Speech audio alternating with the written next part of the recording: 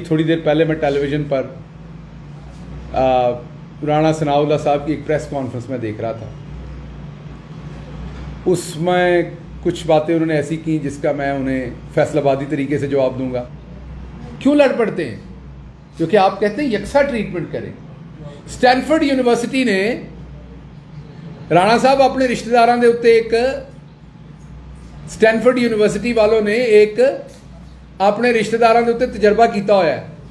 YouTube पे अगर Stanford university monkey experiment लिखोगे तो वो एक्सपेरिमेंट आ जाएगा कि एक ही टास्क, एक ही काम करने का एक बंदर को खीरा दिया जाता है, वही टास्क परफॉर्म करने का, वही काम करने का दूसरे बंदर को अंगूर का दाना दिया जाता है। तो बंदर भी जंगले को जोर जोर से हिलाता है, वो नाइंसाफी के खिलाफ बोलता है। जिसको खीरा दिया जाता है वो भी अंगूर मांगता है। तो राणा साहब इंज ही लगेगा जिस तरह तुहाडे ते ही तजर्बा होया होया है, लेकिन तुसी वो तजर्बा वेख लो एक बारी, तुहानू समझ आए। सो पाकिस्तान तहरीक इंसाफ सिर्फ ये चाहती है कि तमाम पार्टीज जो 3-4 मेजर पार्टीज हैं उनकी फॉरेन फंडिंग, लोकल फंडिंग, हमारी, इनकी सब कुछ अवाम के सामने रख दें। ममनुआ फंडिंग, पता चल जाएगा कौन इनमें दूध का धुला हुआ है। अगर तो दोबारा इनका और हमारा इतना फर्क ना हुआ जितना बंदर और इंसान का होता है तो आप बात कर लीजिएगा। तो इसलिए हम भी कहते हैं कि फौरन फैसला करें, लेकिन हाई कोर्ट के फैसले के ऐन मुताबिक। अब इनकी बातें हमने सुनी, उसका मैं जवाब देता हूं। बातें की इन्होंने कि बड़ा कोई जुल्म कर दिया फॉरेन फंडिंग। इनका अपना किरदार क्या है मैं बता दूं। 2006 में एनआरओ करके गए थे, आप सबको पता है, सऊदी अरेबिया। यहां पाकिस्तान में कहा हमने कोई एग्रीमेंट नहीं किया, याद होगा आप सबको टेलीविजन पर। मेरी लंदन तो क्या पाकिस्तान में भी कोई प्रॉपर्टी नहीं, ये पहला झूठ नहीं था। इससे पहले एक झूठ था कि हमारा कोई एग्रीमेंट नहीं था। फिर वो एग्रीमेंट सामने आया, बातें शुरू हुई, सहाफियों ने बातें की, कह जे 5 साल का था, 10 साल का नहीं था। मतलब मुझे जूते पड़े हैं, आधे पड़े हैं, मतलब 2-3 पड़े हैं, 6 नहीं पड़े। फिर ये बात की इन्होंने, अजीम लीडर जो इनके थे उन्होंने। वो आपको याद होगा, हरीरी साहब यहां पर वो एग्रीमेंट लेके आ गए। जब उन्होंने यहां एग्रीमेंट वो लहराया तो फिर चुपसाद हो गई। फिर वो लोहे के चने भी उबल गए बगैर मीठा सोडा डाले हुए। राणा सनाउल्लाह की भी मूंछों को ताव जो है वो ख़त्म हो गया और सारे आराम से उसी तनख्वाह पे काम करना शुरू हो गए। लेकिन आपको एक इनकी और वारदात बताता हूं जो उसी दौरान इन्होंने की थी। ये जिस थाली में खाते हैं उसमें सुराख नहीं करते, लफ्ज़ माजरत के साथ है। अब मेरे से आप बड़े सारे लोग कहते हैं डॉक्टर साहब आप पीएचडी हैं, अच्छी अच्छी बातें किया करें। डॉक्टर साहब आप किस तरह की प्रेस कॉन्फ्रेंस करते हैं? यार आप भी कुछ इंसाफ किया करें। मैं को मलिक मराज खालिद मरहूम की प्रेस कॉन्फ्रेंस का तो जवाब नहीं दे रहा, मैं कोई जुनेजो साहब की प्रेस कॉन्फ्रेंस का तो जवाब नहीं दे रहा, मैं कोई अपने फ़खर इमाम साहब की प्रेस कॉन्फ्रेंस का तो जवाब नहीं दे रहा, या राजा जफरुल हक की प्रेस कॉन्फ्रेंस का तो जवाब नहीं दे रहा। मैं छठे फूके बदमाशों की प्रेस कॉन्फ्रेंस का जवाब देता हूं, जिनको सवाए गाली, गलाजत, धमकी, बगैरती, इसके अलावा और कोई बात ही नहीं है। तो जवाब भी तो उसी तरह का देना पड़ना है मेरे भाई। इसलिए बर्दाश्त किया करें। और मुझे भी शर्म आती है प्रेस कॉन्फ्रेंस के बाद, मैं आपसे एग्री करता हूं। जब मैं वीडियो पे देखता हूं ये मैंने क्या कुछ बोला तो मुझे ज़ाती तौर पे शर्मिंदगी होती है, लेकिन मेरा काम है। गटर साफ करने वाले का काम होता है ना, उसे बदबू आती है गटर साफ करते हुए, उसका काम है, वो डांग फेरता है गटर में और फिर गटर निकलता है, फिर सफाई होती है। तो इसलिए मेरी माजरत है इस बात के ऊपर, आपसे पहले पेश की माजरत है। तो इन्होंने एक बारीक वारदात की 2006 में जब एनआरओ लेके गए थे। उस वक्त सऊदी कानून के मुताबिक इजराइल के साथ काम करना मना था, कोई कारोबार करना इजराइल के साथ मना था। ये तो क्योंकि उम्मत मुसलमा के चैंपियन है, इनको तो रोटी हजम नहीं हो जाती जब तक ये बिल्कुल ऐन इस्लामी तरीके से सारे काम नहीं करते हैं ना। कहते तो ये यही है अल्हम्दुलिल्लाह ये सब कुछ हमारा है। तो इन्होंने अल्हम्दुलिल्लाह पढ़ के इजराइल के साथ बिजनेस शुरू किया। जब वो सऊदी हुकूमत को पता चला तो उन्होंने फिर इनकी ठुकाई भी की, इनके खिलाफ कार्रवाई भी की और इनकी सरजनिश भी की, क्योंकि ये सऊदी कानून का एहतराम नहीं कर रहे थे। ये करें कंडेम, इनमें जुर्रत है तो।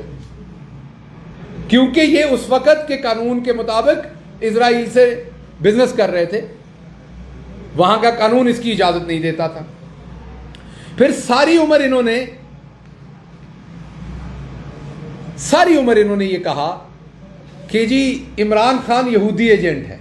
याद होगा आपको, इनका तरीका वारदात है। उससे पहले नुसरत भुट्टो साहबा, बेनज़ीर भुट्टो साहबा की जाली घटिया गलीज बरहना तस्वीरें फेंकी।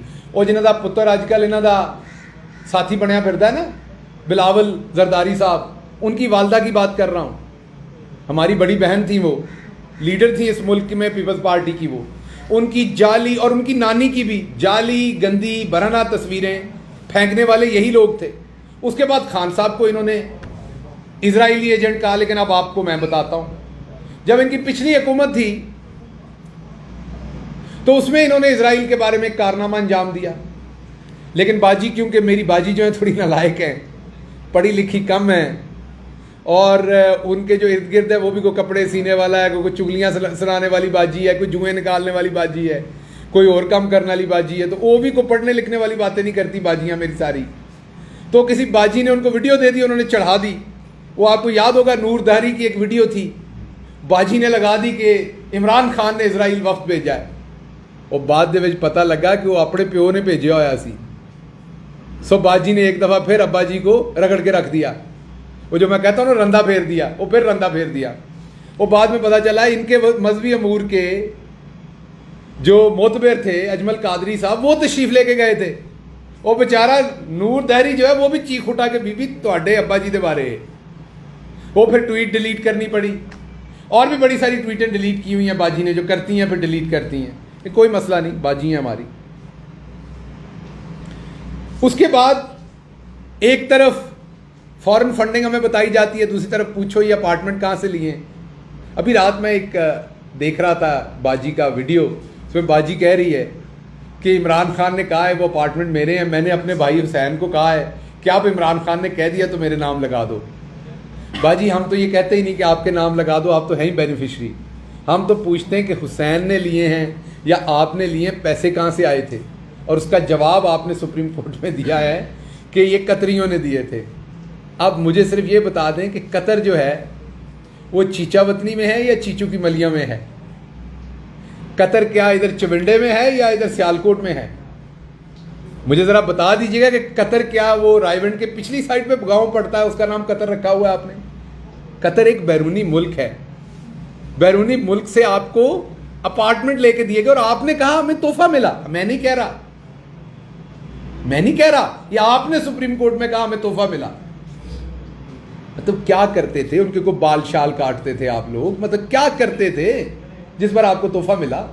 किस चीज को, क्या खिदमत अंजाम देते थे कि आप तोहफा वो आपको दे रहे थे? तो आपको तोहफे मिल रहे हैं कतरी से, तो वो फॉरेन फंडिंग नहीं है। हम जनाबे वाला उधर अमेरिका में जाकर शाहिद रांझा हो या इरफान हो या दूसरे हमारे जितने कारकुन हैं वो अमेरिका में हो, उनसे अब मुझे अभी भी याद है सारे $10 की इनकी मेंबरशिप भी थी। ये सारे इधर से, कोई मंडी बहाउद्दीन का रहने वाला है, कोई फैसलाबाद का रहने वाला, कहीं वो सारे फंडिंग करते हैं अपनी पार्टी को। वो करें तो फॉरेन फंडिंग है। कतरी आपको अपार्टमेंट लेके दें तो वो जायज़ है। अच्छा चले वो भी ठीक, कोई सबूत दे दें। फिर कहते नहीं वो ऊँटों पे पैसे गए थे। फिर पूछा, कहते नहीं वो हमारी तो ट्रस्ट डीड बनी हुई है, वो कैलबरी फंड में, वो भी जाली है। सो एक तरफ आपके कतरी खत, एक तरफ आपके इसराइली खत और वीडियोस, और दूसरी तरफ वतुइज़्ज़ु मन तशा वतुज़िल्लु मन तशा। बेशक रब देता है इज्जत और जिल्लत, आपके बस में हो तो आप तो किसी को जीता ना छोड़े। एक तरफ आपके ये खत और दूसरी तरफ मस्जिद अक्सा के इमाम मस्जिद का खत इमरान खान के लिए, क्योंकि वो उम्मत मुस्लिमा का लीडर है। मैं दोबारा बता दूं, बाजी को पता नहीं होना, मैंने बताया ना वो चुगलियां करने वाली बाजियां थे ऐ ही दस सकदियां ने कि आजकल सना सफीना का जोड़ा केड़ा नवा आया हुआ है। सो उनको मैं बता दूं कि मस्जिद अक्सा जो है वो इस टाइम वहां पर मुसलमान उस इलाके में जो है वो इजराइल के गज़ब के अंदर है। तो उसका इमाम मस्जिद जो है, एक तरफ आप अजमल कादरी को पहली हुकूमत में भेजते हैं और अभी हुकूमत आती है तो अहमद कुरैशी को भेज देते हैं।